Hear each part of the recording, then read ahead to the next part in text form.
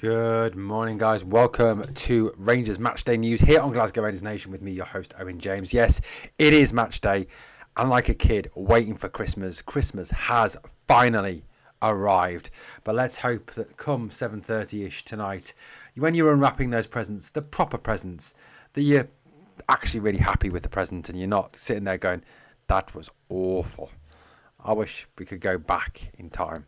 Yes, it is kind of like, I don't know how it happens, but obviously the preseason's done. It's over. Another summer has passed. Well, it hasn't, has it really? It's still a summer. It's August. But another Rangers summer has passed and we're here at the beginning of the season. It seems crazy to be talking about, 3rd of August, first game of the season, Motherwell away, and we're here. Load of new players, obviously, sort of sparring to get a place on today in the team today. Some of the past players still here, probably players still here that we thought wouldn't be here come the start of the new season. Probably some players that we hoped wouldn't be here come the start of the new season, and some players out that we didn't want to be out for the first game of the season. We are going to talk about what Russell Martin spoke about in the build-up to the game today. Obviously, 5:30 kick-off at Fir Park. We will obviously touch on the latest on the Conor Coady, the Willie Won't He, it's almost like the will they, won't they, isn't it? It's like the whole Scott and Charlene from Neighbours. Won't they get back together, or get together, get back together, get back together, get together, except without the happy ending that we had in that. If you remember that, if you don't, if you're sort of a certain vintage, you probably will remember Scott and Charlene from Neighbours. If you're not going to remember Scott and Charlene from Neighbours. I don't know what a modern context is because I don't watch soaps. But yeah, there's that. Obviously, we've got a little bit on Rangers being linked to another striker, this time from Leeds, and a name that's familiar to a lot of you, and a name that personally fills me full of dread. We're also going to touch on what Russell Martin said about the left-back situation as well, obviously with the link to Utara that came up yesterday from Monaco, the left-back. A few of you said, a few comments were, well, why would Monaco be so keen to get rid of him? Well, it's not that Monaco are keen to get rid of him, it's that the player wants first-team football, that he wants to move somewhere where he's guaranteed to get first-team football. He is currently the understudy to Henrique, who is their left-back, a Brazilian, and they see him as their left-back one. They don't really see Utara as pushing him out at this stage. So, look, Utara, I think, he's looking for a way to get some first-team football, and I think ideally Monaco would like to keep him, but they've kind of resigned themselves to the fact they're going to lose him, so they want to get some money for him that they can then reinvest. So that's why, obviously, that one's come about. And we'll talk a little bit about the game today and a sort of build up to it. I'll have a couple of team predictions for you as well. I think we'll see very much similar to what we saw on Wednesday night, to be honest with you. We'll talk a bit about that in a moment. Anyway, let's start with the will he, won't he situation with Mr. Conor Coady. Look, this story has rumbled on most of the summer. I think, when it became kind of obvious that Rangers were looking at centre-halves, that Rangers wanted a centre-back, they wanted an experienced leader at the back. Conor Coady's name came up, obviously, ex-Everton, links to Kevin Thelwell, links to Dan Purdy, links to, obviously, Russell Martin likes the player. Experienced player, leader, former England international, came through the youth system at Liverpool, was at one point dubbed the next Steven Gerrard. Very high praise.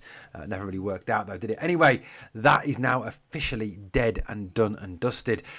Conor Coady has joined Wrexham of the EFL Championship. Yes, that unbelievable story, Rob McElhenney and Ryan Reynolds taking over the Welsh club and leading them from the conference all the way to the championship, and many people have even got them down as potential promotion contenders this season back in the Premier League, which would be pretty amazing, really, considering the rise from where they've come from.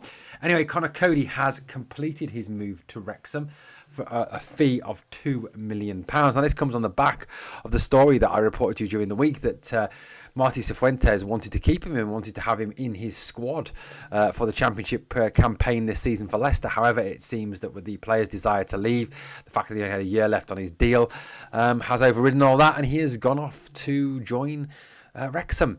I suppose there's two ways to look at this. The one way is, I suppose, that that if he kind of was weighing up the options between Wrexham and Rangers, and he's chosen Wrexham, well, that's fair enough. Good luck to the lad. And as Russell Martin had said himself, Russell Martin had said that he only wants players who see Rangers as their only option, and quite clearly, Conor Coady didn't see Rangers as his only option. Now, whether or not Rangers were truly ever interested in Conor Coady is another question. Never really have we heard anything from the club or from Russell Martin or Kevin Thelwell or Dan Purdy. It's been made up mainly from the Rangers media talking about it, and obviously, seeing as Coady as an option. So, I don't think we can talk about us missing out on Conor Coady, because realistically, were we ever in for him?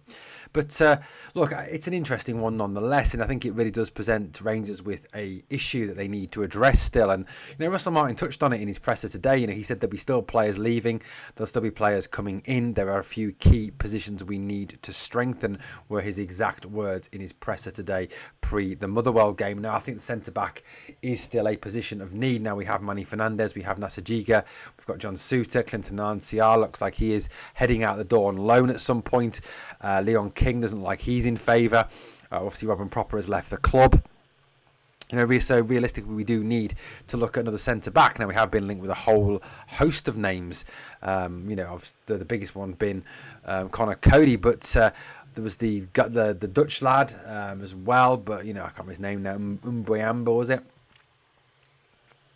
That seems all very quiet on that front. But I think, looking at the situation as it stands today, looking at the way that the defence has started, looking at the options we have, I do believe that a centre-back is still something that Rangers should be looking at and looking to address in this transfer window, especially as when Russell Martin commented about having enough defenders, as he did earlier a few weeks ago, that was before the departure of Robin Propper, before the probable departure of Clinton and Ciala, before the fact it's become abundantly obvious that Leon King is not part of his plans.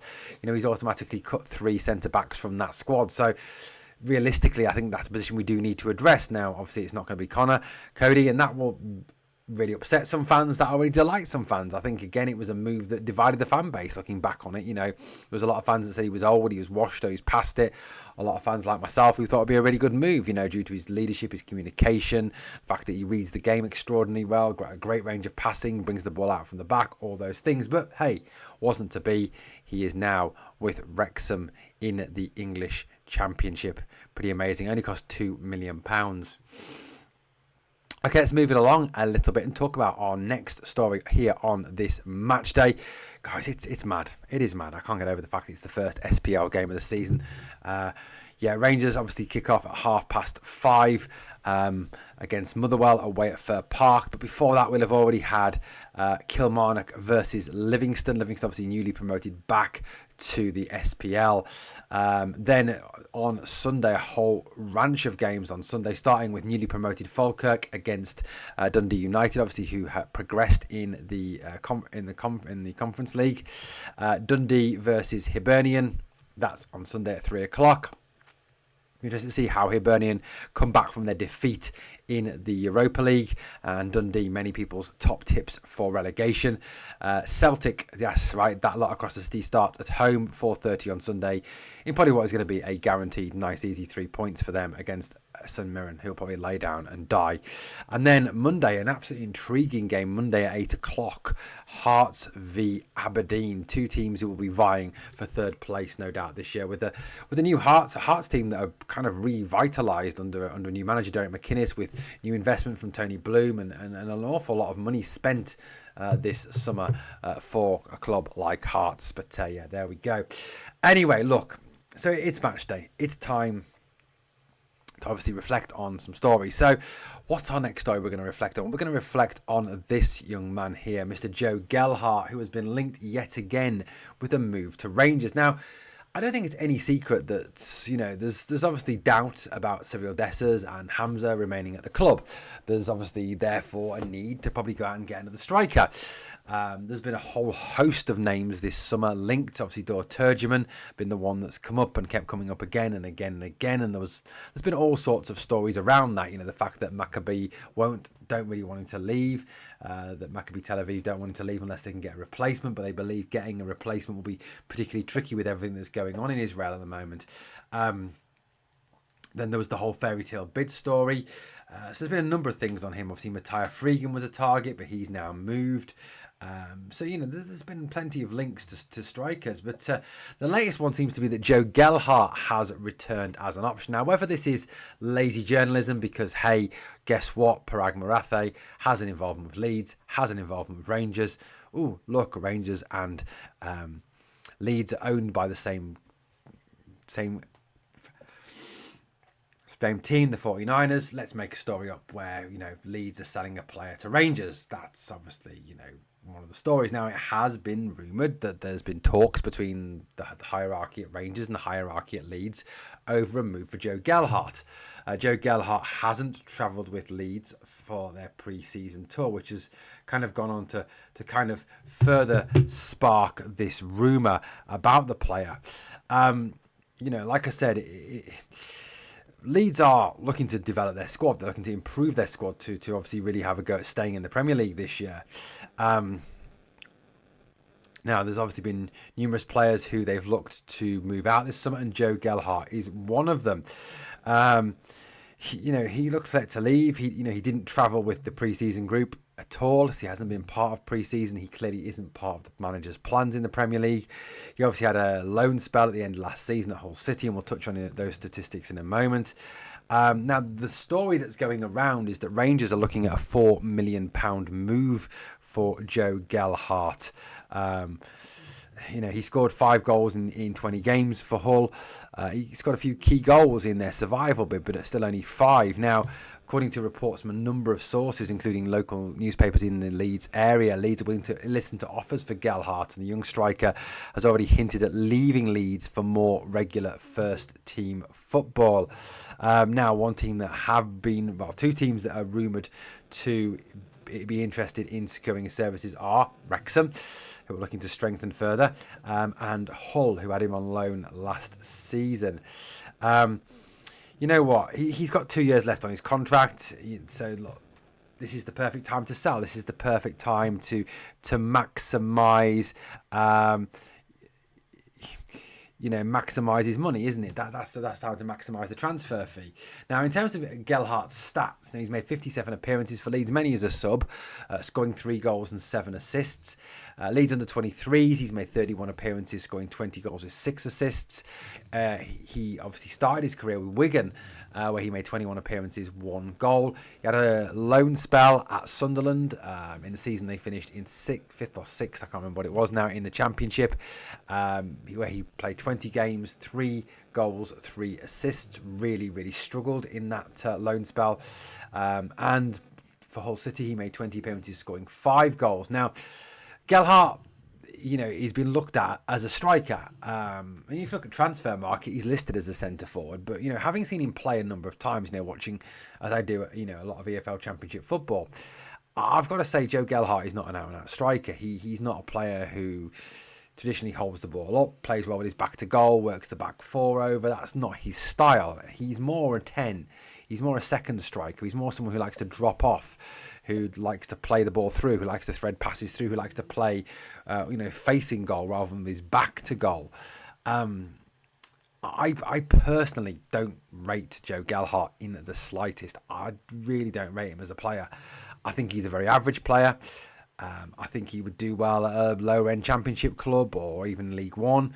I genuinely don't see him as a player who could come in and make a huge difference to Rangers. Now, for me, surely that if you're looking at players who, you're looking at players to sign, then you've got to be looking at players who are going to come into your club and make a massive difference. And for me, Joe Gelhardt is not going to make a massive difference to this team. I'd rather keep Cyril Dessers than sign Joe Gelhardt, if I'm being wholeheartedly honest. And my views on Cyril Dessers. Joe Gelhardt, for me, just does not impress. He's not particularly quick. Like I say, he's not an out-and-out striker. He's more a support striker. And let's face it, how many 10s do we have at the club? We don't need any more 10s. We've got 10s. We've got Asgard can play as a 10. We've got Dowell can play as a 10. Who doesn't like his heading anywhere. You've got Bayrami can play as a 10. Dio can play as a 10. I mean, even Danilo can, to some degree, play as a 10 as well. So, I genuinely don't think Hamza can. Genuinely don't think that that we need someone like him. I just think that he's not particularly great as a striker, and his statistics. I mean, if you're looking at particularly his statistics and looking at his goal scoring rate, and look, I get that, that there's a story behind every statistic. Of course there is, and those statistics don't tell the whole story. But again, like I said, I've watched this lad play, and I'm not impressed. Genuinely not impressed. I just think there are too many weaknesses in his game. He's not a striker. That's the big thing for me. And what I think we need is a striker, an out-and-out striker. He's not a guy who's going to score you 25 goals plus per season, which I think is, again, something we need. I just don't see Gelhardt as a viable option, if I'm being wholeheartedly honest on this one. I really don't.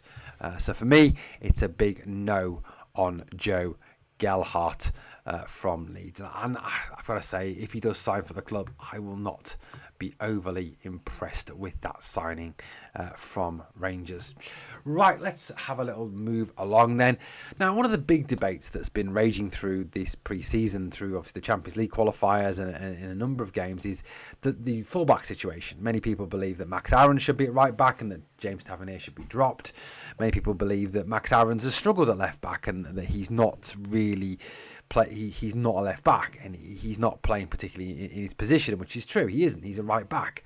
And my personal belief, as I've always said, I've said from the moment he joined, is that he's a better right back than James Tavernier. He is the best right back at the club at this moment in time. I had someone say you can't say that. Well, yes, I can, because if you go over, in fact, he's played in the Premier League. James Tavernier hasn't. He is a very talented right back. And look, I'm not saying James Tavernier wasn't at one point a very good right back. I think he was. He's been a very good servant for the club, but I think he's reached a point now where his legs are gone. His defensive abilities are very poor, and we need someone there who's going to make it more sturdy, yet still have that go-forward ability that Tav has. And I think Aarons has that, as we saw, obviously, in that first leg against Panathinaikos. So, Aarons, to me, does not look comfortable at left back. He narrows the pitch a little bit too much. He comes back in on his right foot too much. So I do believe that there is a need to look for a left back, which we are with Utara. Now, let's have a little look at what Russell Martin said as regards the whole situation with Max Aarons. He said Max is not going to be a long-term option at left back, but he's played there before, and he's doing a good job for us. So he has played there before, like I said, but he's more comfortable at right back, doing a good job. I wouldn't say he's doing a good job, to be honest with you. I think he's struggling. I really do. And surely, as a good coach, you should be putting your players in a position to succeed. And Russell Martin isn't doing that by playing him at left back.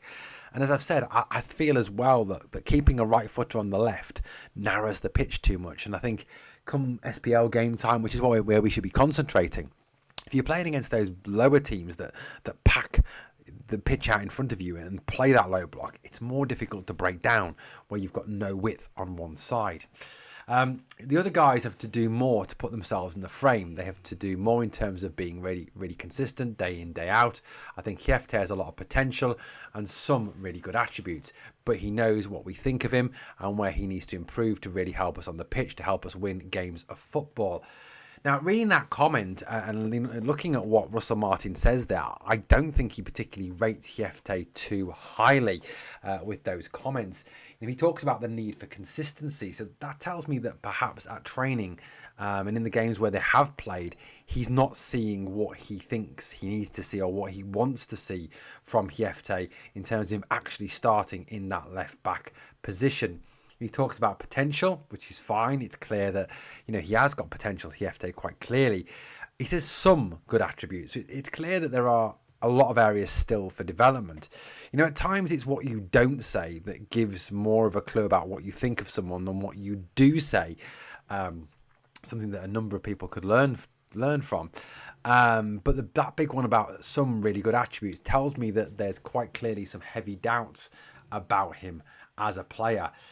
He knows what we think of him and where he needs to develop. That's interesting comment as well, that quite clearly he believes that Gelhardt needs to improve and needs to get better before he's considered for first team football.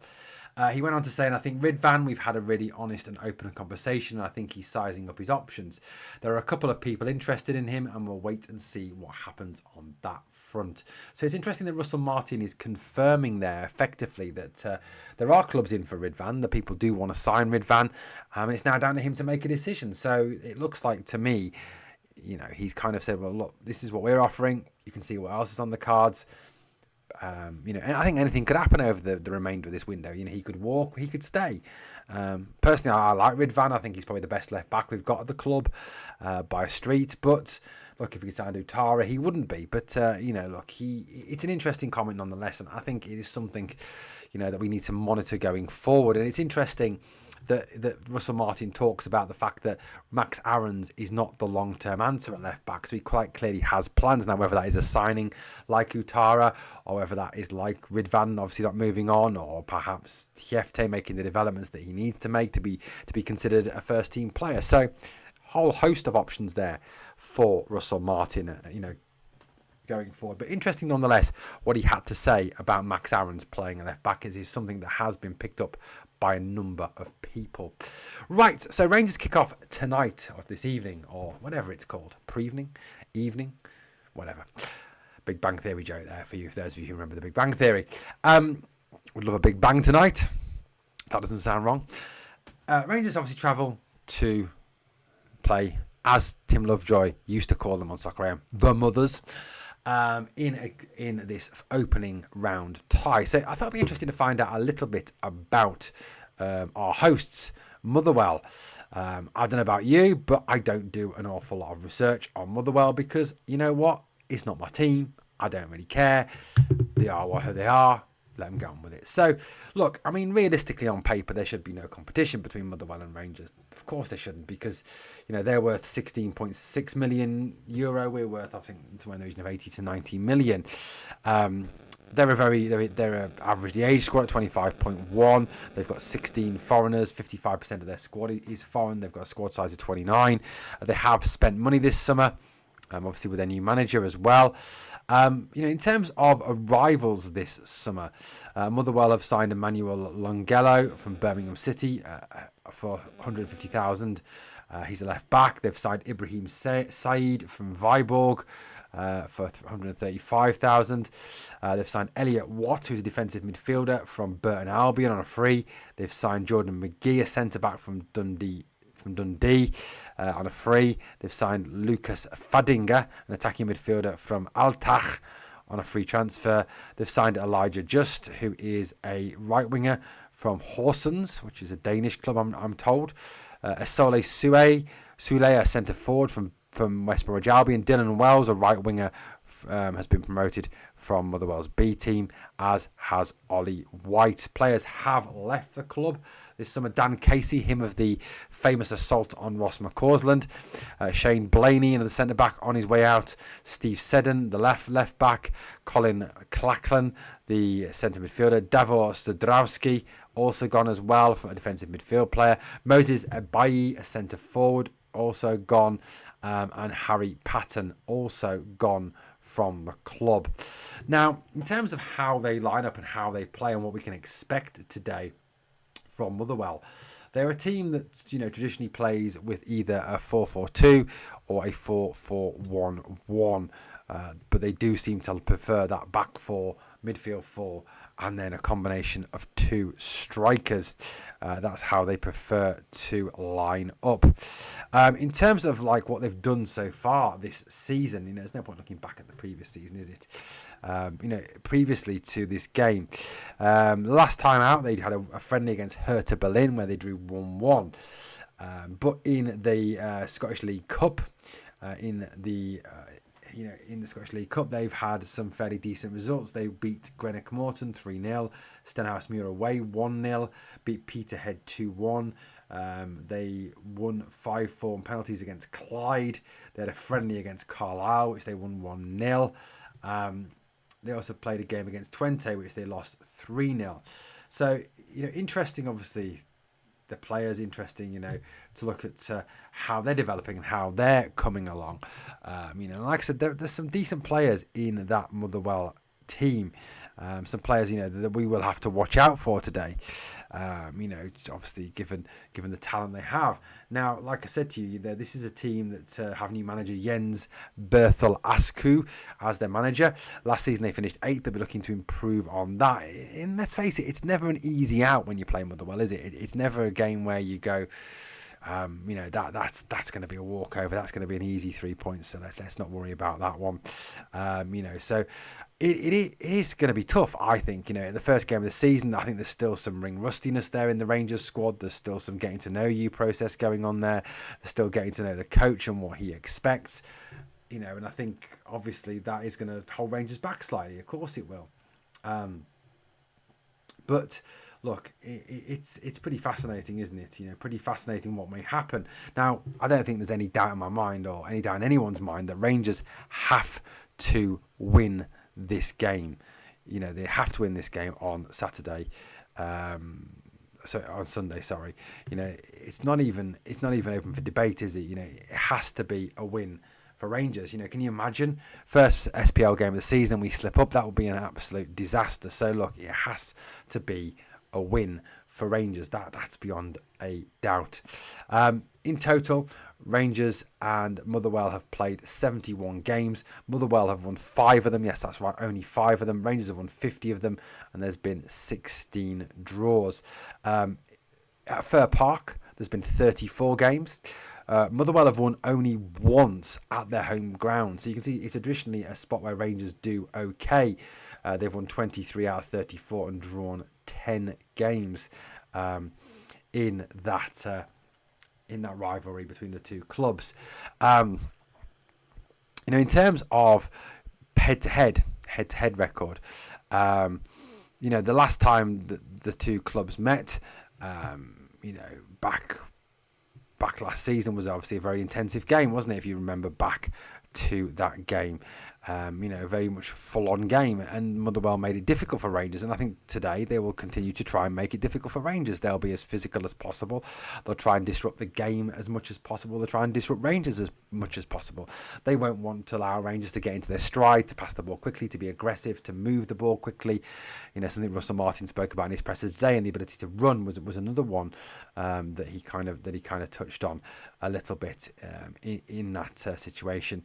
Now, in terms of past results in this fixture, last season obviously we went down 2-1 to them on the 1st of March at home, which is a pretty tragic result. Previous to that, we drew 2-2 with them at Fir Park.